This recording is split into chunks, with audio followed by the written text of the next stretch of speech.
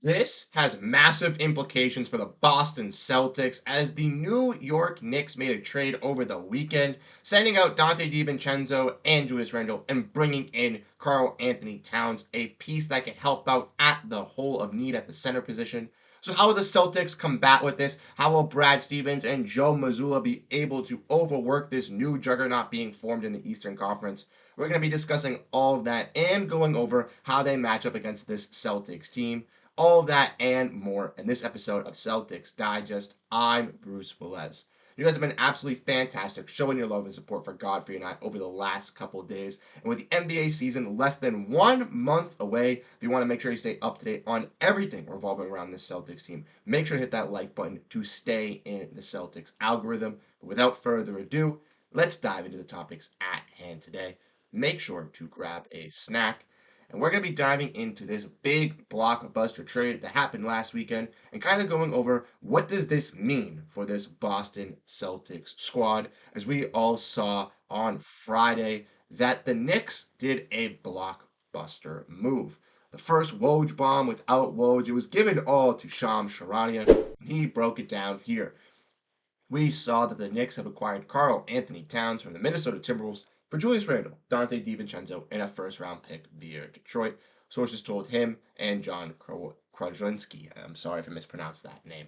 But that first-round pick from Detroit has massive protections on it. It's one of those ones that New York had saved up and just had accumulated it for the future, and that is ultimately going to be sent to Minnesota. But Minnesota, obviously the Western Conference team, they bring in Julius Randle, who can work alongside of Rudy Gobert, might not have the best spacing. Also bringing in a secondary ball handler and scorer in Dante DiVincenzo, who was ultimately unhappy with the Mikal Bridges trade as he was going to be losing his role that he already built up with the New York Knicks last season. Now for the Knicks, they went out and go and bring in Karl Anthony Towns, who's an all-star caliber center and a player that has been rumored to go to the Knicks for multiple seasons. Also, the Knicks heading into this season, after combining this Nova Knicks team, were a little bit questionable at that center position. Would they be able to play Julius Randle and have him play with the likes of OG Anunoby, Mikal Bridges, Josh Hart, DiVincenzo, and Jalen Brunson? And how would that affect him? Would he still be a top tier player? Would he be a player that would be playing small ball five and be out of position? How is that going to affect him? Also, the Knicks lost Isaiah Hartenstein this offseason in free agency, and Mitchell Robinson, their other center, has had an abundance of injuries leading up to this season and is still dealing with some injury problems leading into the season. Therefore, the Knicks had a major red flag. The sirens were going off, and they had to make a deal to acquire a center and went all in to get Karl Anthony Towns. There were some other teams that they tried contacting as well. They contacted Detroit, Atlanta, Miami, trying to see if they would take on Julius Randle's contract, but ultimately none of those three teams wanted to do so. They got in a deal with Minnesota, and things finally happened.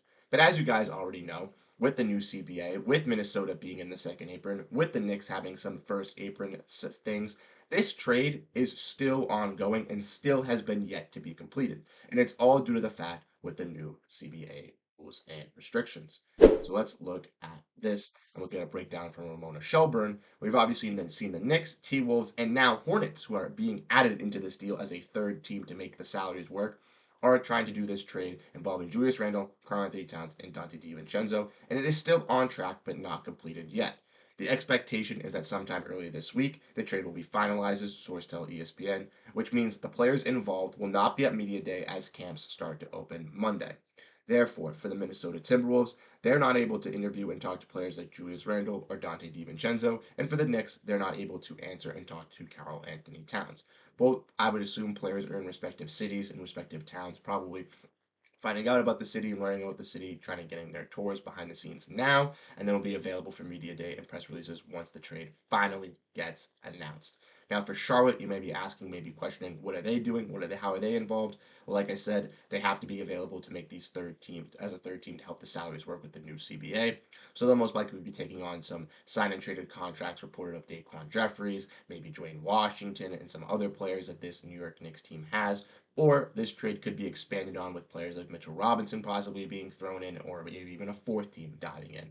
Ultimately, we'll have it all breaking down. We'll have it all kind of geared up towards you with all the minor little things. But the main focal points have been announced. The trade is, basically going to happen where Randall and DiVincenzo will be moved to Minnesota and Karl Anthony Towns will be brought to New York. Celtics fans have to get into that realization that going up against New York on opening night, they're going to be playing against Karl Anthony Towns with no Kristaps Porziņģis, which is a little bit of a difference than what we thought of just last week, before even a couple months ago. So we're going to dive in and look at some implications and look at how this Celtics team now matches up with this Knicks squad. So let me know what you guys think down below in the comment section. How do you guys feel about this Karl Anthony Towns trade? Do you think it makes a significant impact for this Knicks team immediately? How do you guys think it affects them? I'm going to get into my thoughts just in a little bit. So, like I said, we're going to be debating, looking at both of these teams, asking, are you scared? How do you feel about this Knicks team? And ultimately, I will give you my response. I think that this Knicks team, adding Karl Anthony Towns, is going to be better than what they looked like with Julius Randle and Dante DiVincenzo. Personally, I didn't think Randall was going to work as a small ball five. He really, really works at that four, and it wouldn't have been able to be as key of a rebounder, key as a defender, and would just get easily exploited by other bigs in the NBA. It just wouldn't have been good for New York, just to keep their star player happy and just to, keep the unity of we're all together, we're the New York Knicks. Sad as it is, the Boston Celtics did something similar last season when they moved on from Marcus Smart, and the Knicks are doing something similar this season when moving on from Julius Randle, the player that kind of revitalized their franchise and brought some life back to the franchise. It ultimately hurts that Randle was unable to win or see the success of this franchise, but he did his job in making it start up and get that revitalization it needed, and Randle can still help out and still be a contender on a still good playoff team in the Minnesota Timberwolves. Now, adding Karl Anthony Towns is going to be another scorer spacer for this Knicks team that is going to be a 3-point lethal threat. Pairing him alongside Jalen Brunson in those pick and rolls, pick and pops is going to be ridiculous. Specifically, having Anunoby and having Bridges being able to play at that wing position, guarding Brown and Tatum, will be a little bit more difficult for the Celtics, but I still feel like they'll be able to overcome these changes. Let's not forget, the Knicks did make some moves going into this season. They brought in Mikal Bridges. They brought in Karl Anthony Towns. They let go of Dante DiVincenzo. They let go of Julius Randle. These are going to be things that are going to take some time for this Knicks team to get used to utilizing and moving around. Also, with their bench, they've had to waive guys like Chuma Okeke and waive guys like Marcus Morris, who I thought would have been pretty solid end of the bench role players for them on Exhibit 9 and Exhibit 10 day deals. But to get these contract done, to get this trade done, they're going to have to waive them to do sign and trades to then trade those players. Ultimately, they could go back and bring back those type of players in Okeke and Morris, but I don't necessarily know if that's going to happen. What we do know that's going to happen is Shamet is basically guaranteed a roster spot, and Shamet's a pretty good scorer off the bench, but I don't necessarily know if he's going to be that much of an X factor. Miles McBride's going to have to be that Dante DiVincenzo scoring replacement for this Knicks team, and like I said, they do have some nice versatility with this team. If they do keep Mitch Robinson, they can run two types of lineups to compete with this Boston Celtics team. They can run a squad of Jalen Brunson, Mikal Bridges, OG Anunoby, Josh Hart, and Karl Anthony Towns. A lineup with two wings to guard the Jays, having Josh Hart to help out get some more rebounds down low as he can play basically power forward as a 6'4" body, and having Cat being that true center alongside Jalen Brunson. Then when you look at the flip side, you could also run Cat at the power forward alongside Mitchell Robinson to add the extra rebounding and if you're playing against some bigger teams and kind of removing a player in Josh Hart from that lineup and having him come off the bench with still inserting Bridges and Anunoby playing at that 2-3 position alongside Brunson, giving you some more length and more size going up some bigger teams. I think that's what kind of gives the Knicks the ultimate win in this trade is bringing that versatility. Now, ultimately, Mitchell Robinson is an injury-prone player. Karl Anthony Towns has seen some injury histories in his days. So if the Knicks do already the writings on the wall with their center position with Mitchell Robinson, if Cat were to get in a severe injury, which we don't want to happen, obviously, but if he were to have any sort of injury, the Knicks would still have a question mark at that center position. Yes, Precious Achiuwa is still on this team. He can still play some quality backup 4/5 minutes, but I don't necessarily know if you insert him in your starting five as your starting five, is he going to be a player that is going to keep you afloat as a top 3 seed in this Eastern Conference. Now, when comparing them obviously to this Boston Celtics team, the one that we all love dearly, we all know that this Celtics team is back together. They brought everybody back. Jaylen Brown, Jayson Tatum. Everybody is here to go. Derrick White, Jrue Holiday, Kristaps Porziņģis, all locked up on long-term deals. The only players that they lost Rasheed Mahalouk, unfortunately, who went to the Utah Jazz, and O'Shea Brissett, who turned down his player option and did not return. The Celtics still do have an open roster spot, and within a bunch of guys on Exhibit 10-day deals, one of those players, maybe even Lonnie Walker, could earn that potential 15th roster spot and still could be an X factor being added to the depth of this team that the Knicks seemingly don't have.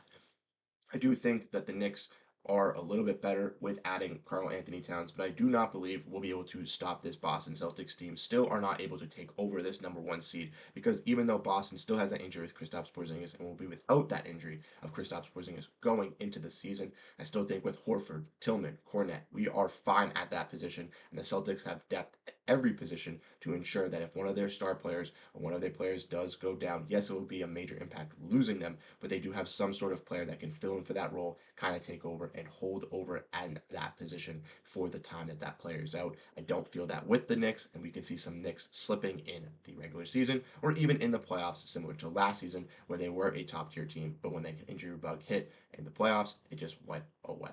But let me know what you guys think down below in the comment section. How do you guys feel about this trade? Do you think this makes the Knicks even more competitive with the Celtics, less competitive with the Celtics?